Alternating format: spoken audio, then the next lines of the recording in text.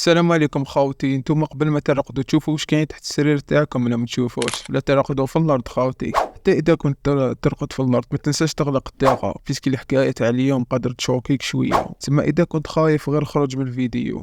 بكري خاوتي في انجلترا واحد الطفل كان راقد خاوتي تينوض في الليل ويشوف راجل يخزر فيه. المهم الطفل خاوتي بدا يعيط كي جا والديه ما لقاو حتى واحد. ومن بعد بدات هاد الحادثه تتعاود بزاف في نفس المدينه خاوتي. بزاف دراري يقولوا بلي راجل يجي يشوفهم في الليل بصح والديهم ما يلقاوهش خاوتي. هنا لابوليس توسوست بدات تشوف بلي هذه قضيه خاوتي، بيسك طفل واحد قادر يكذب بصح بزاف دراري ما راحش يكذبوا كامل خاوتي. هنا لابوليس حبوا يعرفوا الشغل تاع السيد هذا، بداو يوصفوا فيه الاطفال هادوك وقالوا بلي راجل رقيق وشعره كحل كبير شويه في الربعينات، رقيق بزاف خاوتي والطول تاعو متوسط. بداو يعلقوا في التصاور تاعو خاوتي بالكش واحد شافه ولا بصح واحد ما عرفوه ما زادوش كامل شافوه في هذيك البلاصه خاوتي. حتى الدراري هذوك ما زادوش كامل شافوه. انا توسوسو خاوتي قالوا بالك كاش جن ولا. حتى جا هذاك النهار خاوتي في مدينه واحده اخرى كامل واحد الطفل كان راقد خاوتي حتى سمع الطاقه تفتح وحدها. صح هذاك الطفل كان انتيليجون خاوتي كمل لعبها راقد. دخل السيد هذاك خاوتي شاف الطفل اذا راقد ولا لا ما بدوش دار خاوتي ما دار له والو. هبط تحت السرير تاعه ورقد خاوتي. رقد تحت السرير تاع الطفل هذا باين كان ميت بالنعاس خاوتي بس ضربها برقده. المهم الطفل هذاك واش دار خاوتي ناض بالعقل من الفراش وراح عند والديه